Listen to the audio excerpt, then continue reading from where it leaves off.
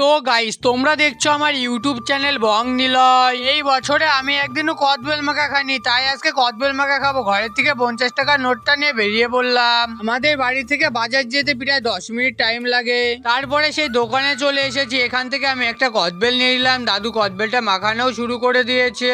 কদবেলটা মাখানো হয়ে গেলে আমি প্যাকেটে করে বাড়ি নিয়ে চলে আসলাম। কদবেল মাখাটা খেয়ে এমনি ঝাল লেগে গেছে, আরো সূর্যি মামা যে গরম দিচ্ছে আজকে, তার জন্য আমি দোকানে চলে এলাম। এখানে এসে একটা ঠান্ডা জাতীয় কিছু খেতে হবে। এখান থেকে আমি 3 প্যাকেট লস্যি নিয়ে নিলাম। লস্যির দাম 12 টাকা করে নিয়েছিল, তার জন্য খেতে তেমন ভালো না। দুর্গাপুজোর কারণে চুল কাটার জন্য এখন একদিন আগে টোকন নিতে হচ্ছে, নাহলে চুল কাটা লাইনে পাওয়া যাচ্ছে না। জন্য টোকন নিতে আমরা রাত্রের বেলা যাচ্ছি।